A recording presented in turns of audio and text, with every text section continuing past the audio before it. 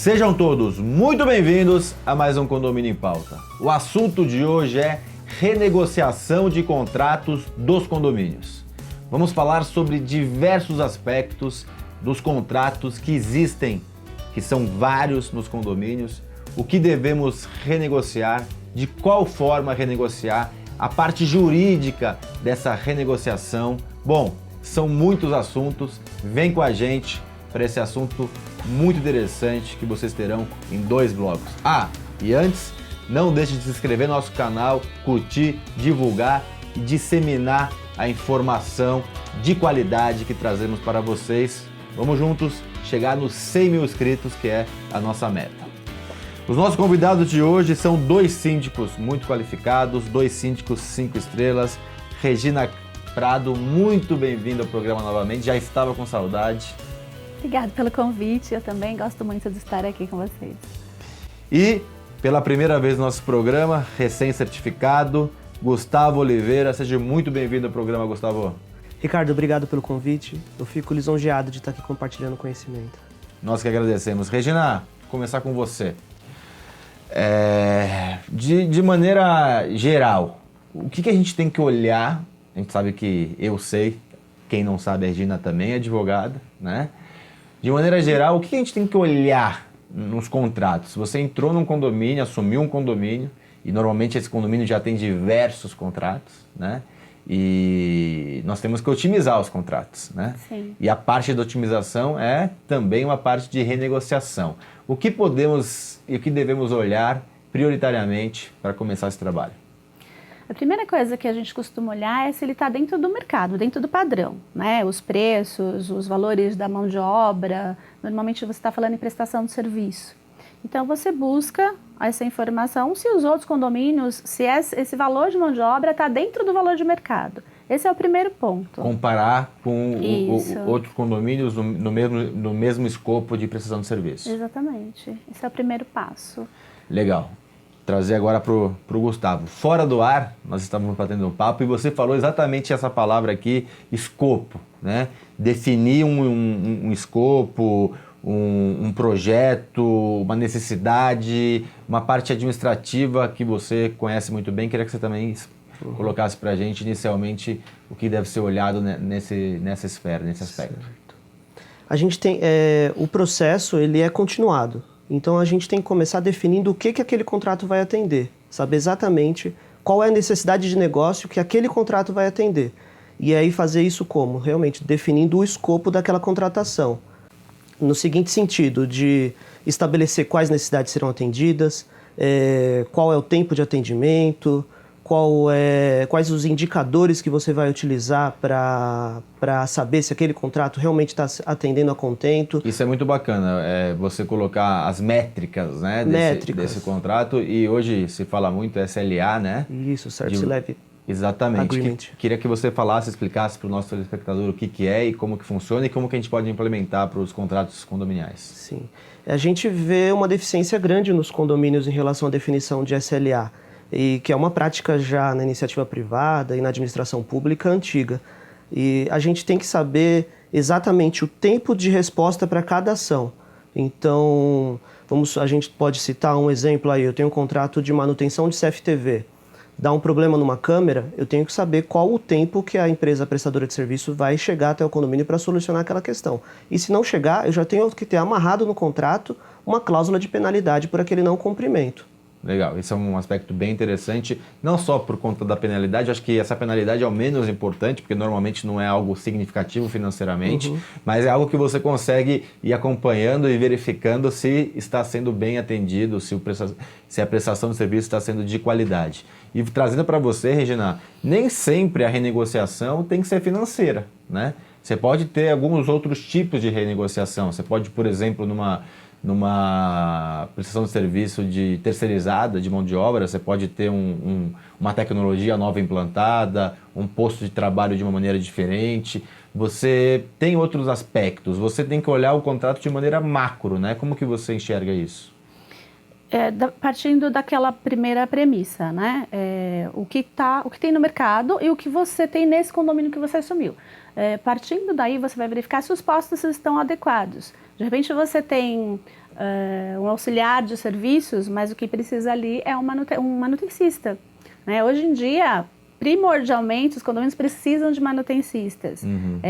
Com exceção dos novos, os recém-entregues, os condomínios com 4, 5, 6 anos, essencialmente eles têm que ter um manutencista. E você não encontra postos de manutencistas de terceirizadas, nem os próprios em condomínios. É muito difícil chegar e já ter esse posto ali instalado, né? Então você tem que ter a visão de que o condomínio precisa de manutenção. E aí substituir algumas situações, né? Um agregado, um auxiliar de serviços, porém com os adicionais para que ele tenha outras noções, consiga fazer outras coisas e otimizar a prestação de serviço dentro do condomínio. Gustavo, acho que esse é o maior contrato de prestação de serviço quando é terceirizado, né? A mão de obra de faxina, controle de acesso e demais. E esse acho que a gente tem que olhar com mais cuidado, com mais carinho, porque despende de muito dinheiro e também é o que faz o condomínio andar no dia a dia, faz a sua segurança, faz a sua limpeza, a comodidade. Acho que esse é o prioritário, né? Concordo. É muito importante isso que a Regina pontuou. A gente tem que fazer essa avaliação, essa comparação, e o condomínio tem que estar disposto a ser criativo para oferecer para as contratadas soluções que melhorem a qualidade do atendimento. Eu dou como exemplo aí num contrato de portaria, que o principal problema, eu acredito, seja a taxa de rotatividade. Então a gente tem que estar o condomínio amarrado ali com indicadores para a gente avaliar, para a gente mensurar se essa taxa de rotatividade está atendendo a contento às necessidades dos condomínios, mas a gente tem que estar disposto, por exemplo, a cada 6 meses, dar um bônus para aquele terceirizado, pagar um extra para a funcionária contratada, para a terceirizada contratada, para que estimule o colaborador a ficar naquele condomínio. Legal, aqui você botou duas questões que eu considero bem eficazes. Uma é o síndico ser chato, né? Rigoroso e cobrar ali a prestadora de serviço, isso é muito... E entre você tem a prestadora de serviço tem vários clientes. Normalmente, se surge um problema, ela vai resolver o do chato primeiro. Então, em sala de aula eu falo muito isso, que o síndico tem que ser chato. E a segunda coisa é de ser também incentivador, né? De dar um algo a mais, porque senão o cara vai sair desse condomínio e vai para outro e nada mudou. Então ele sabe que se ele fizer um bom serviço daquele síndico que é rigoroso, quando eu falo chato, obviamente que é rigoroso, ele também vai ter um benefício financeiro para ele. Achei bem interessante você citar. Regina, em termos legais, vamos trazer agora para a Regina advogada, mudar um pouco aqui da síndica mais para advogada. O que a gente tem que observar nesses contratos? Quais são os principais cuidados que temos que ter? Bom, a renegociação ela é um acordo, porque juridicamente não existe uma previsão. Você tem uma possibilidade de revisão contratual perante o judiciário que leva uma vida. Então, já você não serviria para uma renegociação de contrato. Você tem que verificar o que o prestador vai pedir para você, condomínio, para conseguir renegociar as cláusulas contratuais. Seja em redução de valores, seja em algum tipo de bonificação ou implementação de um sistema digital que viabilize a própria rotina, ou equipamentos, né, que hoje é fundamental, que a empresa envolva equipamentos na prestação de serviço para otimizar a rotina daqueles funcionários. Então, o que eles vão pedir para incluir nesse contrato, que é importante, ou seja, cláusulas de um período muito longo, que exceda o mandato, isso tem que tomar bastante cuidado. Cláusulas de multa por rescisão antes de X período, isso também tem que tomar bastante cuidado.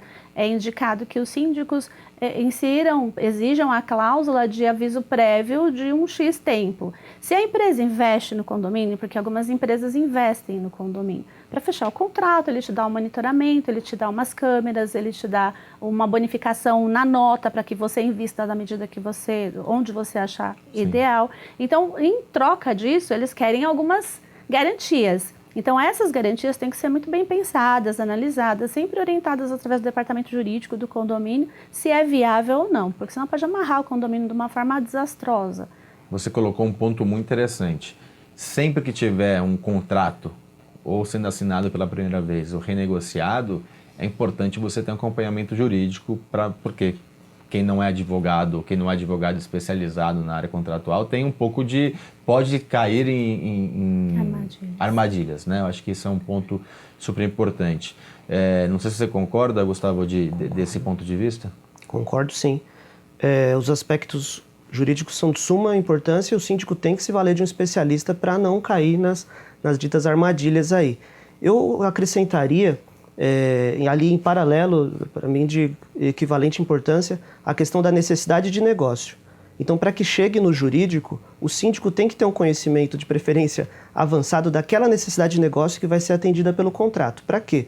Para que ele consiga definir muito bem o que a gente já falou, o escopo da contratação, definir os indicadores, as penalidades e oferecer e dar isso planilhado ali para quem vai realmente fiscalizar o contrato, o gerente predial, um manutencista, um zelador. Essas duas partes, a parte de necessidade de negócio muito bem definida e a parte jurídica muito bem escrita, vão te ajudar lá na frente. Quando você for sentar na mesa para conversar com a empresa, tendo o que eu chamo de BAD, que é um boletim de avaliação de desempenho daquela empresa, falando, aqui você está me atendendo bem, mas o seu equivalente aqui também atende com qualidade assim, e tem o valor, fazer um benchmark no mercado. Sim.